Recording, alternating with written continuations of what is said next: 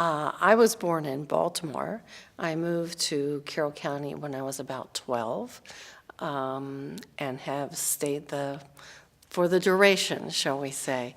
I went to Westminster High, headed back to Baltimore to pick up a BFA and an MFA at the Maryland Institute College of Art. But for over 30 years, I've been a professor of art at McDaniel College. My husband and his family were members at what is sort of locally referred to as Baust Church. They had been members there for generations. The church dates back to 1765 when there was a burial of a small boy, Heinrich Clapsaddle, and again in 1765. Like other churches in this area, Baust, along with Criders, St. Mary's Silver Run, and so forth, often were settled by German immigrants. And they had common ties, but slight differences in religious preference. So the German Reform congregations tended to band together with the Lutheran congregations and build joint, what we would refer to as union churches, together. And so that church, our church, has been known as Baust because it was given, the land was given by a man by the name of Valentine Baust, a very early German immigrant who also helped begin Criders Church. But over the time of these 250 years, in some congregations, each congregation became financially more stable, and they would build separate churches.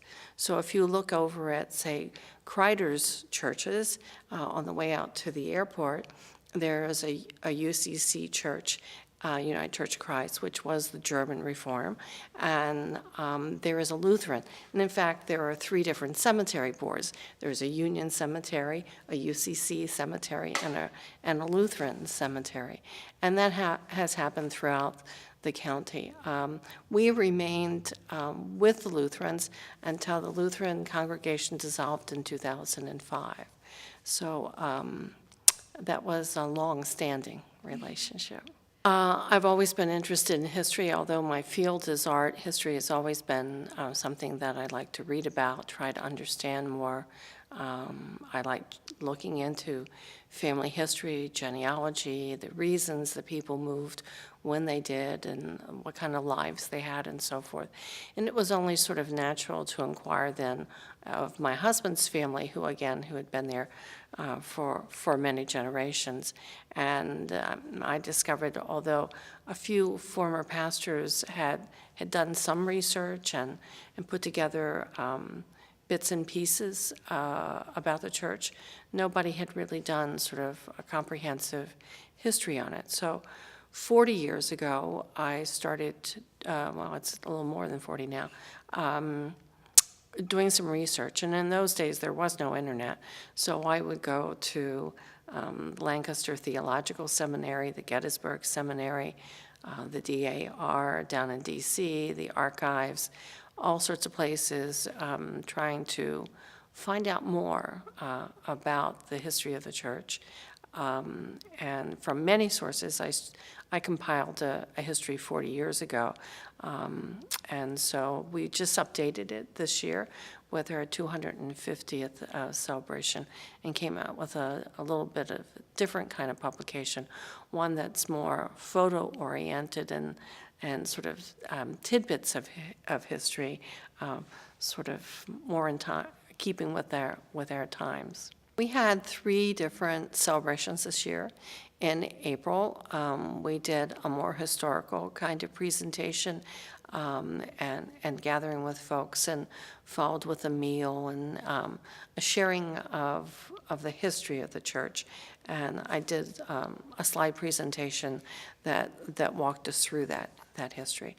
And people came that were affiliated with the church and members, and there were actually a few descendants from the man who donated the land, Valentine Baust. So we had a few Bausts with us as well. There are a few that still live in this area. And And then in the summer, we had antique car and tractor kind of thing with peach and ice cream social held out on the lawn, a more fun kind of thing. And then here in the beginning of October, we did the last and more formal kind of celebration, and our pastor gave a liturgy that had been used during the Civil War. We had communion as they would have at that time frame, with a slight twist. In those days, you would have been required to go to a service on Friday night in preparation for the communion on Sunday. So some things have changed. We didn't require folks to show up on Friday to be there on Sunday. And we made it a fun kind of event. People, if they chose to, could dress in period costume, anything from colonial time frame right on through modern times. So we did have colonial. We had a couple dressed as a flapper and with a zoot suit, and we had people from like Civil War time frame. So a variety of styles of dress over the expanse of the life of the church. The sanctuary that we have there currently was dedicated in 1908, and for the celebration this month, we recreated a photo of the whole congregation standing out in front, just like they did in 1908. And the makeup of that congregation doesn't, the clothing changes, but I think it looks relatively the same. There was an earlier brick church on that same site that was torn down in 1906, had been built in around 1815. And then prior to that, there had been a log church. And although the log church didn't sit exactly in the same spot, it was a little bit further up the hill, nobody seems to have a photo of it. I have looked high and low in so many different places, and maybe it just doesn't exist. Sort of the holy grail for me to see if somewhere there could be still an image of it somewhere. I have a feeling it looked so derelict by the time they tore it down that nobody thought it was really important, But it had been built as the church and school was frequently done in that time frame, that a church and a school would be in a combo kind of arrangement. So I'm assuming your church is very welcome to accepting everybody? Oh my goodness, yes, absolutely. Everybody's welcome, yeah. Can you tell me a little bit about how that message of accepting everybody is important to your church? I think it's not only important to Baust Church, but it's important within the denomination of the United Church of Christ. It's very open and affirming for people of all backgrounds, and I think that's one of the hallmarks of the denomination, that it's incredibly open. And I think that's one of the things that I find attractive about that particular path. This is the latest little history that we've done of the church in honor of this 250th celebration. And so it gives some history. It gives pastors, former pastors, when they served, the former churches. And I concentrated when I wrote this to put as many pictures. I found that the congregation really wants to look at those pictures of great-grandma in her wedding dress and hear little tidbits like, our church, before the Civil War, there were always like a communion list that was kept in the record book, males and females.